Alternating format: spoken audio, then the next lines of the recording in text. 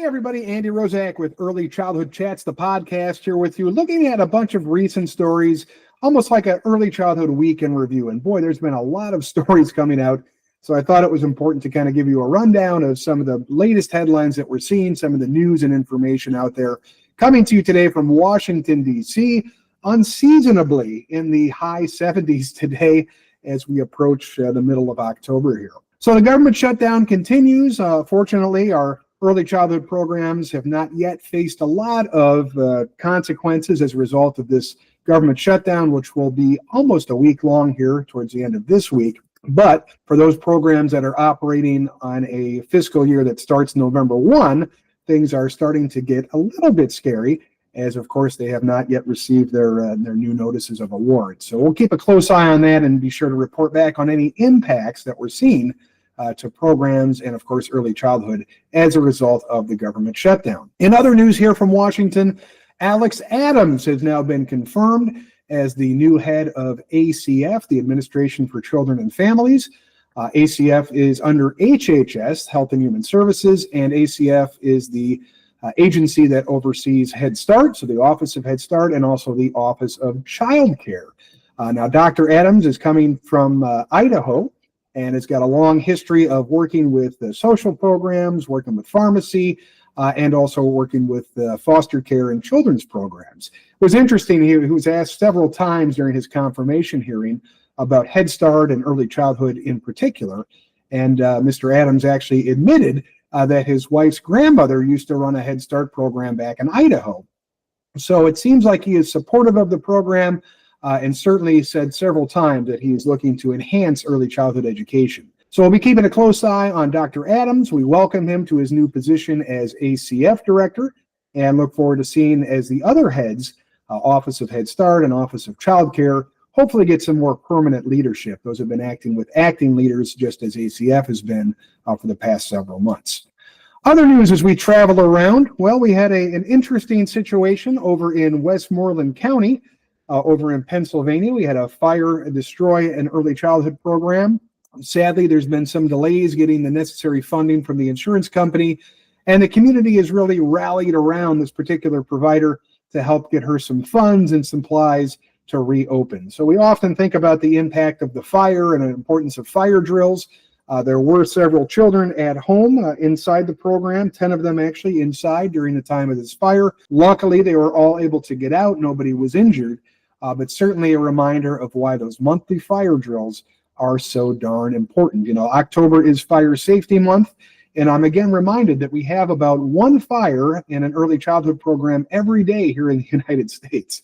So please take those drills seriously, practice your primary, secondary, and of course tertiary evacuation routes. Make sure your doors open, make sure your windows open, make sure you know how to use evacuation cribs if that's relevant to you, but really an opportunity to refocus here on the emergency preparedness procedures as we are in Fire Safety Month.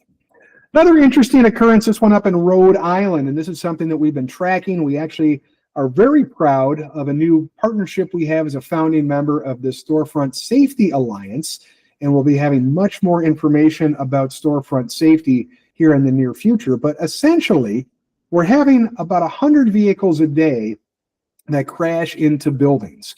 And many of these are in convenience stores or gas stations or, Targets and Walmarts and these types of locations. But amazingly, when you start digging into the research, this is also happening at our early childhood programs. And, we've got some really good podcasts coming out here on the channel and a whole new website with a bunch of resources that is currently under development.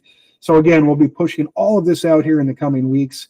But the sad thing is, looking at the data, about 50% of the time when this happens, there's actually an injury or a death involved at an early childhood program.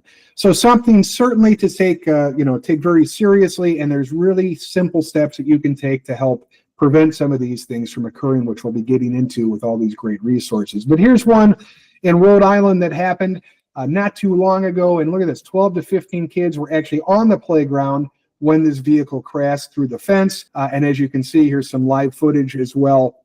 Luckily, nobody was injured. But again, we start seeing these happen time and time again And we really want to make sure that we're doing something about this. Another interesting story that happened just a couple of weeks ago up in Canada, we had another horrific one of these incidents with a car into a childcare program. And unfortunately, in Canada, in this particular case, we actually had several deaths that were caused by the result of this situation. So we had a 1.5-year-old boy that was killed and six other children injured after the vehicle crashed into the building there. So Canada is looking at a bunch of new legislation and regulations, talking about protection, talking about ways to prevent this from occurring in the future. And again, we'll be talking about this much more in a 3-part series that we'll have right here on the channel, talking about how to prevent these types of things from occurring. So look forward to that as well. Other news that we've got here, Holly Springs, North Carolina, we had an early childhood program that crashed. Unfortunately, 13 children were inside the van when it crashed. Luckily, nobody got injured too badly. They all were taken to the hospital. Nobody got killed, thankfully. But another important reminder of really how important that communication is on a day-to-day basis. How do we notify parents when something happens? How do we stay in touch with our personnel? We've been big advocates of the ICP walkie-talkies here that provide that nationwide coverage, allow you to talk encrypted without people getting on your channel. And certainly in emergencies like this, we think about how those walkie-talkies could really come into use. But another thing to think about, really is that accountability piece and that reunification piece. Anytime you get, over 3, 4, 5 people, it's what we consider in the fire department a mass casualty event. And that means we're going to be trying to spread out the victims so that no one hospital does get inundated. And these mass casualty events can quite literally mean there's children scattered all throughout different towns, different cities, different areas of the county, or maybe in some cases even counties away. So having that critical information, having that ability to rapidly communicate with parents, let them know what's going on, having a really nice class roster with some photographs, all of that can really come in handy when we think about these situations and the aftermath. So a sad situation there in North Carolina. Very happy that nobody got killed, but certainly a horrible situation. We never want to see any of these things happen, but another opportunity to remind ourselves of, hey, if this did happen at our program, how would we handle this situation? A couple other sad things that we saw in the news this week. A 2-year-old drowned while in the care of a woman's unlicensed daycare in North Carolina.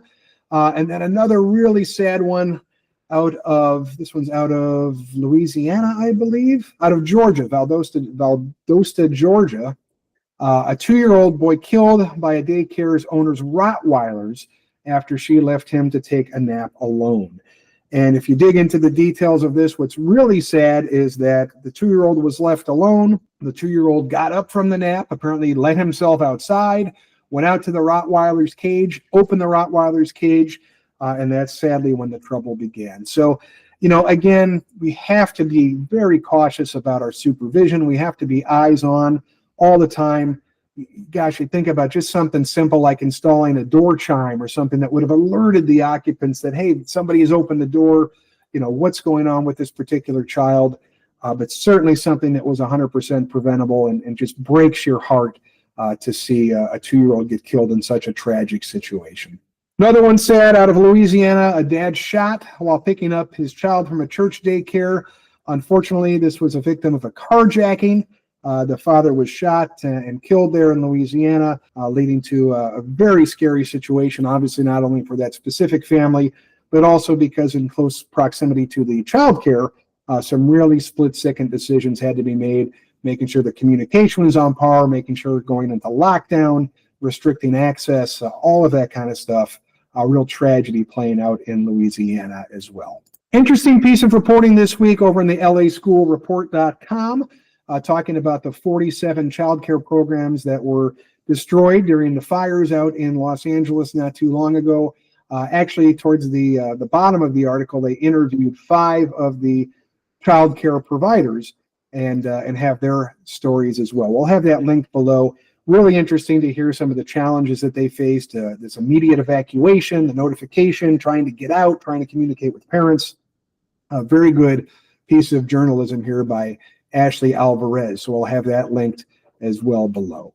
And then finally this week, looking at a state in Scranton, Pennsylvania, closing the child care program for failure to report child abuse. And it's interesting, we have an upcoming podcast on mandatory reporting with our good friend Alan. So be looking for that coming up in the month of November right here on Early Childhood Chats. But this is something to really think about, the consequences of not reporting. We're mandated reporters. What does that mean? That means we have a real duty here to protect those children that are in our care. So we get into it a lot on the podcast. It's a really great episode. Alan's one of the leading experts on mandatory reporting. He travels around the country. He helps advise states on their regulations, their rules, their policies, their procedures. And I'm really excited to bring that podcast to you here in a few weeks as well. So with that, that's about all the news we've got on the agenda this week. A lot of stuff going on in our early childhood environment as always. I hope you are doing well. I hope your program's doing well. We've kind of gotten over the hurdle of back to school, and hopefully you're starting to settle into your routine. I did just want to put a big shout out there. The new conference down in Puerto Rico in March. Head Start is going to be having their inaugural conference March 2nd through the 5th. Early bird, super early bird pricing is available right now until August 19th. So take advantage of those really cheap rates. You can lock in at the cheapest rates of the conference. And also, if you'd like to come share your knowledge, we have the call for speakers open until the end of October. So if you'd like to come and present in Puerto Rico, share your thoughts, your wisdom with the audience, that will be great. We are anticipating around 600 to 700 attendees this year from all over the United States. Head Start programs, early Head Start programs, early childhood programs in general. We have some fantastic speakers lined up. Sesame Street's going to be down there. Claire Lerner, who's been on this podcast channel a few times, is going to be down there. Tara Phillips is going to be down there talking about autism. We've got Paul Berman coming to talk about leadership. We just have so many wonderful speakers going to be at the conference, and we'd love for you to be with us in March in Puerto Rico. So you can find more information on that over at headstarteast.org. That's headstarteast.org. And again, get on there, take advantage of this super early bird pricing. The prices will be going up on October 20th. So go ahead and lock in your rate today. So with that, this is Andy Roszak saying I hope you enjoyed this little segment here, sharing a little bit of the news that's been going around and hitting our desk here at the Institute for Childhood Preparedness. Obviously, we've always got folks sending us news stories saying, hey, did you see this? Or what do you think about that? Which we truly appreciate. And we hope you found this helpful. Until next time, stay safe out there. And I'll look forward to seeing you on the next podcast.